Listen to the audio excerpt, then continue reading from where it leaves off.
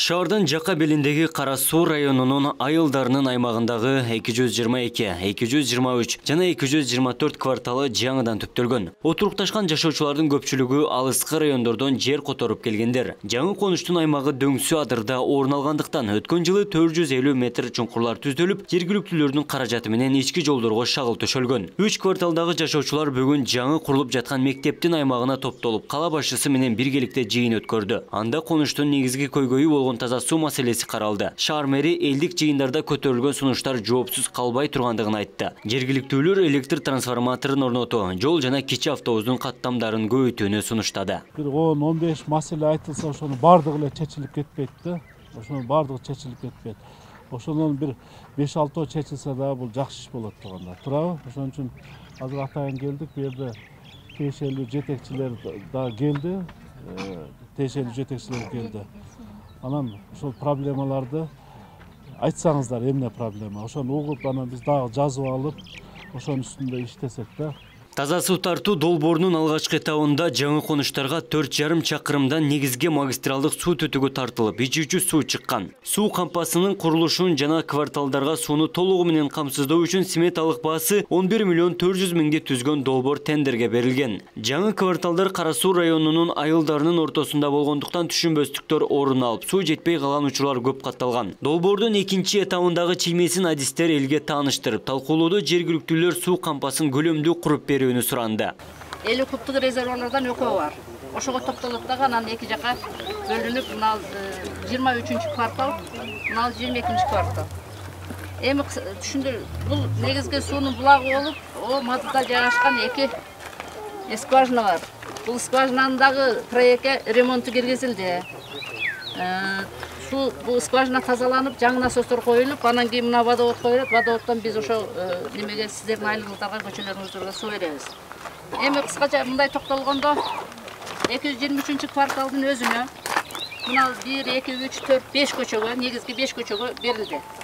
5 мойнок тутуп алды. Ошон үчүн жанакы мүмкүн суунун объему төмөндүрүп, азыр аз келе баштады. Анан ошол эле труба менен азыр дагы келсе, кандай болот, аны адистер чечсин. Экинчи бир маселе ушул суу боюнча. Мына 222 дегендин учунда турабыз биз азырчы. Бул мындайынан 5 кокту бар. А бул картадагылар деме мына проект сызгандар дагы эмне болуп атат. Биз азыр өздөрү менен сүйлөштүк. Жеринде жана Google картадан түзген боюнча болсо, себеби анын башын жагында 222дин төмөнкү учу кирбей калгандай мына схемагачы. Анан макул болду, эгерде ошондо кирбей кала турган болсо, Шүкүр мырза, өзгөртө алабызбы? Токта шаштар. Мени сүйлөп атасыз. Эми сүйлөп атасыз. Консул көрсөк мен. Мындай акыл эс иштейби? Проект эми келип атабыз, эми сүйлөшүп атабыз деп келип. Вот, чыгардык айтпайт, чыгардык деген. Чыгардык деген сөз гидравлический расчет менен. Бул проектин айтып атат. Ошол жерге проектке киргиздик деген сөздү айтып. Гидравлический расчет менен зорго. 2016 жылы 275 орунду мектептин курулушу республикалык казынадан башталган. Бюджеттен каржы өз убагында бөлүнбөгөндүктөн билим уянын бүтүшү кечеңдеген. Шаар башчысы мектептин курулуш сапаты менен таанышып, жетиштүү каражат толук бөлүнгөнүн айтты. Курулуш иши жандангандыктан социалдык объектини сапаттуу кылып бүтүрүүнү тапшырды. Мектеп ушул жылдын октябрь айында пайдаланууга берилүүсү мерчемделүүдө. Ешик келсе, сентябрга үстүндө десиңерби? Егер акча болсо. Акча 18 миллион калып, канча бересиз? Азыр 5 миллион бердик, дагы 5 миллион турат, биз алышыбыз керек. Ошо менен 13 миллион калат. Айтайлы болду, кат жөнөтөйбүз. Ошо кат өтөчөбүз бар берели. 13 миллион. Ой, бүтөт. Берекетте силер алып беребиз мына сентябрга. Силер тезирээк баштагылар да. Мына көрдүңөр, элдин кыйналганын жолу жок болсо, садиги жок болсо, таза суусу жок болсо, мамлекет тарабынан башталган мектеп операцияны маршрутка келмесе, эл кыйналып бүттү да. Ошон үчүн кайта мына мектепти бүтүрүп, силер элди маанайга өтүрүп 2016 аягында 2017 жылдын башында башталган курулуш каржылоо бул республика бюджеттен болгондуктан бир аз токтоп турган болчу. Азыр мына жанданды, акча каражатын бөлүп берди. Буюрса ушул жылдын октябрь айларына, сентябрь айларына бүтүүнү пландаштырып атабыз. Кудай буйруса мына 6 айдын жыйынтыгы менен бюджеттин 6 айдын жыйынтыгы менен бюджетке түшкөн салыктарды карап туруп, мынал жерге мектептин мына ушу алдына 120 орунду бала бакча куруу боюнча тапшырманы берген. Буга чейин биз проект жасап койгонбуз 120 орунда. Шаардык казынанын 6 айдын жыйынтыгы менен жаңы бала бакчанын курулушу баштала тургандыгын шаар башчысы убадалады. Жаңы конушта балдар аянтчасын куруу, эмкананы оңдоо, электр мамычаларды орнотуу жана ички жолдорго шагыл төшөө көйгөйлөрү бар. Таза суу маселесин айткан, буга биз жергиликтүү бюджеттин эсебинен 8 миллион сомдон ашык акча которуп бергенбиз. Бүгүн ошол кварталга таза суу менен камсыз болуп, бирок анын дагы берилиши бүгүнкү күндө талапка жооп бербей атат да. Ошол эле мезгилде мына элдер дагы 222 кварталдын тургундары дагы суранган таза суу маселеси. Буга дагы биз быйылкы бюджеттин эсебинен 10 миллион сомдон ашык акча карап бердик. Мына проекттин долбоору бүттү. Жакын арада ошол тендердик иштер жүрсө, анан бул маселени жакын арада баштап бүтүрүп беребиз деген ойдобуз да. Андан сырткары мына ички жолдор эми бул жерде как анклав катары турат. Кара Суу районунан бизге шаардыктар үчүн берилген жер.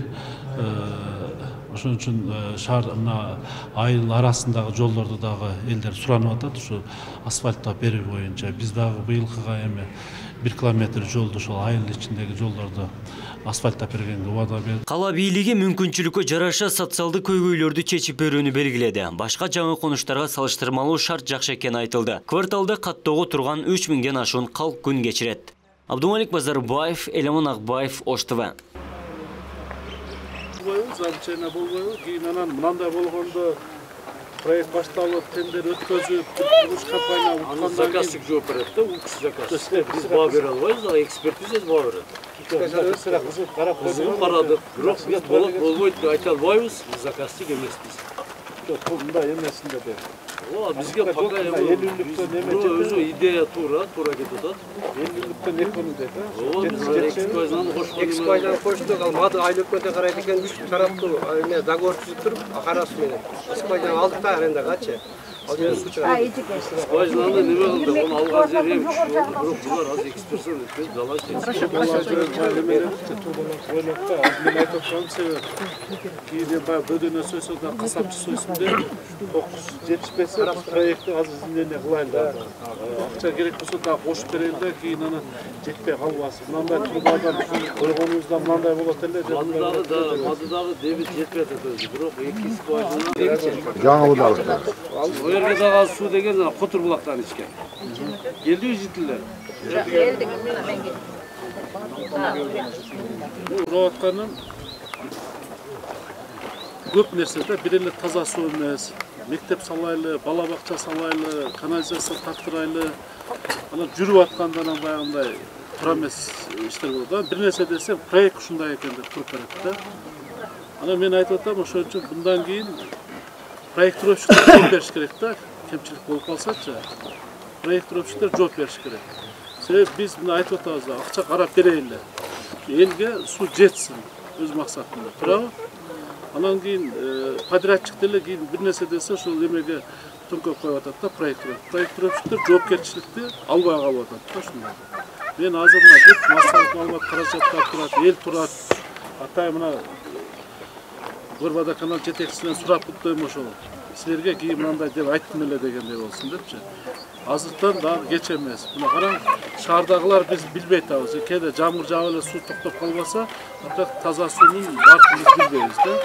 Мындай жерде жашагандар азыр суу болсо, эме суусу жок болсо, мектеби жок болсо, жолдун акыбалы бул болсо кыйналып калышты да.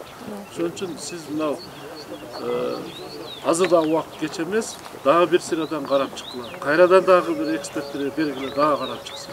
Кийин анан мындай болуп калды эле деген сөз болбосун. Мына ошон үчүн келип азыр эл менен жолугушабыз. Макулбу жок? Жол бар, ошону менен алып келип айтыңыздар дагы. Токта шашпай туруп. Мени сүйлөп атасыз. Мени сүйлөп атасыз. Чыккан суу көрсөтмөйн. Мындай акыл эс иштейби? Проект эми келип атабыз, эми сүйлөшүп атабыз деп келип. Вот, чыгарып деген айтпайт, чыгардык деген. Чыгардык деп. Чыгардык деген сөз гидравлический расчет менен. Бул проектин айтып атат. Ошол жерге проектке киргиздик деген сөздү айтып. Гидравлический расчет менен зорго. Жигит Гидролизский расчет менен араң дегенде расчет менен зорго чыгардык дөңгөргө деп атам. Чыккан жерге чейин чыгардык деп атам. Мен өзүм үчүн жол берем, мен курулуш үчүн жол бербейм. Расчет боюнча суу боюнча ошончо мен бардым угуп атам да. Азыр эмнеге айтып атам, эже мына проекттин чегине жерде. Мен келген максатым да ошол. Мына былтыр 8,5 миллион, азыр мына 10 миллиондон ашык акча берип атабыз. Мен айтып атам, кийин жалганчы болуп калбайлы элдин астында. Азыр акырын сурап атпайбы эже? Может өзүнчө турба тартар, дагы акча берели керек болсо. Кийин чала болуп калбасын да. 10 миллион берип турган чыгара албаган суунун эмне кереги бар да? Лучше 15 миллион берели, суу чыксын деп атам. Лучше 20 миллион берели, суу чыксын. Туурабы? Ошону айтып атам, сурап атам акырын. Ошону айтып атам да өзүнө сурап атам, мына ачык. Ана Дөлөтбек Курмаевичтен сураганымда ошол чогуу кандай кылсак эме болот, чечен. Эртең мен дагы эме эмесмин да, булар жасаган булар. Акчаны чечип бере турган биз. Ошону айтып атам азыр. Дагы карап көрөйлү. Эгер эме болсо, турба тартып, ушу акча кетсе кетсин. Бирок баягы казанда болбосо эмне дейсиз? Чөмүчкө суу чыкпайт дейсизби? Ошол нар жагында болбойт деп атат да, эже айтып атат. Ону экини тартсак деле баары ошол көрүнүштү атат. Казанында ошол суу деп атат да. А ошол казандагы сууга азыркы тартылган турба жетет деп атат. Эгер ал жакта казанда суу кеңири болгондо мен айтып атам, анда независимый дагы 4-5 миллион берип туруп тартып койсок болот эле деп атам да. Ошол жок экен эмеси. Түшүнүңөр, эми ошого азыр мынаны ушуларды проектировщиктердин эмеси менен алып келели, бирок баягы эл бири-бирибизди көзөмөл кылышыбыз керек да. Анан учетчик неге коюлат деп атат? Учетчик мисалы мына учетчик коюп болсоң мынан түбү тешик. Мунаныга 1000 суу куй кете берет да. Учетчик деген мынанын түбүн жамап кой деген сөз. Керектүү маалда ичесиң, керектүү маалда жабасың да. Канча ичсең ошонун акчасын төлөп кой, светке окшотуп. Эл үйрөнүш керек. Сууну экономду. А биз учетчик коюп болсок, азыр любойуң айтып койгула. Менмин дегениң дагы крандан суу чыгатса, лучше аны бактарагым сугарып алайынчы дейсиңер да. Жаап коюш колуңардан келбейт. Ол болуп келген, силер эмес, бардык любой жерде. Эптеп мен казаныма суу алып алсам, очогума суу алып алсам, анан лучше арыгымды сугарып алайын, бактарагымды сугарып алайын, ачып коесуңар. А кийинки кошунаңыз сыйлаш деген жок бизде. Туурабы? Анан келип алып азыр эмне биз чыгарып беребиз дагы, биз ар бир үйгө кирип алып карап жүрөбүзбү? Краныңды жап деп. Андай мүмкүнчүлүк жок. Бири-бириңерди урматтап сыйлашыңар керек. Сопууларды уюштуруш керек, баягы сопуулар. Ошолор көзөмөл кылыш керек. Ошолордун ичкен сууңарды учетчикте убагында акчаны бериш керек. Ошо иштеп аткандардын айлыктары жакшы болуш керек. Ошолор түнү күнү аракет кылып иштеш керек. А таза суу чыккандан кийин, ошо келгенден кийин суунун акчасын бериңер дагы келбей калат да. Телефондун акчасын сразу төлөйсүңөр, башканыкын кыласыңар, тойго барасыңар. Кебирки арак ичкениңер аракты ичесиңер, сигарет чеккениңер чегесиңер, бирок таза суу жалко болот да. Тазалыктын акчасын үйүңөрдү шыпырып аткан адамдын акчасын бериш жалко болуп калат. Бербейсиңер да. Бул ушундай. Ошон үчүн канчалык жакшы жашаш үчүн жакшы төлөш керек. Мына азыр биз аракет кылып чыгарып беребиз сууну болушунча. Ошону ичкен сууну төлөп үйрөнүш керек. Туурабы, төлөшүңөр керек. Анан эме боюнча, жол боюнча баягы кеде боло элек ишти айтпайсың да. Анан бул эми мен айткан эмесмин ба, Шакирова көчөнүн эмесинде тынчыраак тургулайык. Шакирова көчөнүн ачылышында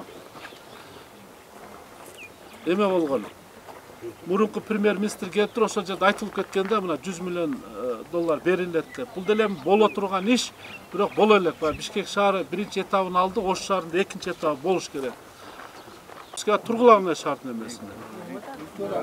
Прописка тургулаган. Силер алайдан көчүп келип алып, эмеден көчүп, силер эмне керегиңер бар? Бизге пропискаңар койгула, шайлоо майлоодо керексиңер айтып коюш.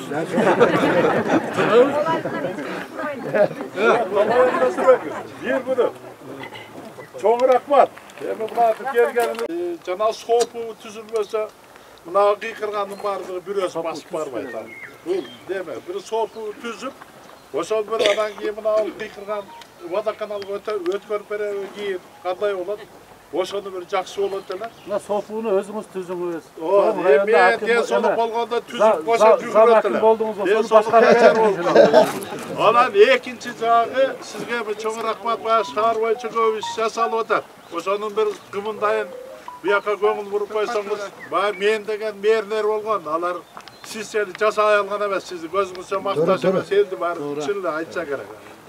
Анан экинчи мына 1 жылдан бери мына карындашым территориалдык ошол Акбурада иштейт экен, эми ушулар иштесе сиздик иштеле калбайт эле. Bir жолу барсам, мына каналда суу токтоп калды, ошо суудан ичет эле карындашым. Тигиби десек, сал катыгыраак сүйлөп койдумбу, каматан деде участкойду чакырып. Карындашым, ошо жерден сен туруп учурашып койбодуң эле, майли отура. Bir gelip koysan bolот эле, ушу сенин ишиң. Aynanay. Бул жерде мына биздин ишибиз. Ар жерден келип алган экенбиз, көчөнүн боюн кичине арыкты неме кылбайбыз, аны асфальттап эле коюңуз, айнанай. Агызабыз сууга. O жанында арыкты кичине казып койбогон эле, аны жөн эле агызып беребиз. Качан арык казганда, анан кийин грейдер жөнөтөсүз экенсиз, бир нерсе кошуп келет. Мына ягынан кичине арык чыгарып кетсең, түздөп кетет го, кайра кичине арык казып койгон немени кошо түздөп кетет. Ушуну бир карап берсеңиз жакшы болот эле. Жана сопу жагын жасап неме бир кимисине тапшырасыз, мына чоңузга тапшырасызбы? Башкасына ошо жүгүрүп бир түзсө, биз жардам берсек, анау проектировщиктер менен кошо жүрүп бир нар жак бер жагын карабаса, ал мына жерден таркагандай бирөөсү да басып келбейт. Bir kız bana humanitarlık pomoş berip atыр dese köp kelebиз. Ana bir deputat bolsa köp kelebиz. Anан kalgan jerde tegele basıp bir özünün nemesi жасай турган эч ким жок. Чоң рахмат, өзүбүздүн билишибиз керек. Анан кийин көбүнүн немеси жок. Бизде бир жакшы балдакчы болот. Действительно, эми бул чоң кызматта иштеп жүргөн, баш жетекчи болуп жүргөн киши экен, бизге аябай катуу келген. Туура. Катуу келип, катуу требования менен кирген. Биз эч качан эч кимди кабыл албай койбойбуз. Биз графикта түзбөйбүз. Күнү болот, постоянно кимдер басат, ишибиз ачык. Ооба. Анан кийин ошон үчүн туура. Мына суу маселе, башка маселе боюнча, мына маршруткалар боюнча мен постоянно бул жерге көп келем. Просто келген сайын эле тикелей чыккыла собрание кылайлы деген барыбыздын болбойт да эми. Келем өзүм силердин айткан проблемаңарды мен силерге караганда жакшыраак билем. Жакшыраак ошол жака жеткизип турам. Ошон үчүн көп келем, мына маршруткалар боюнча канча жер талаштык, Шербенка төгүп сүрдүрүп, маршруткаларды киргизип атабыз, знактар үчүн канча чуркап атабыз, мына суулар боюнча канча иштерди аткарып атабыз, постоянно эле келип кетип жүрөм, просто силерди ham убара кылып, келген сайын эле чыккыла дей бербей, ошо өзүбүз келип, өз аракетибизди кылып, мүмкүн болушунча ишти аткарып коюп кетип атабыз. Анан кийин ушул малга чейин теги эле бир адамды бир капа кылбады биле, бул аксакал бир капа кылып койгон экен, эгер эмне болсо кечирип коюңуз аксакал. Баягы сөз бар го эми. Алайкуу болуп кеткенде Москва солуңа кетти. Алайкуулук болот деп. Элдин кишиси да, мен билем да кошо иштештик. Алайкуудан баштап Карагулжаны бүт кошо кыдырдык, себеп иштеп жүргөн киши. Анан иштеп жүргөн киши, өлүп аткан киши ичинде тола албай кыйкырып бакырып. Ошондо эле кечирген эстетип коюп атам. Бакырчак төнүн баары жакшы. Мындай кишилердин баары жакшы. Туурабы?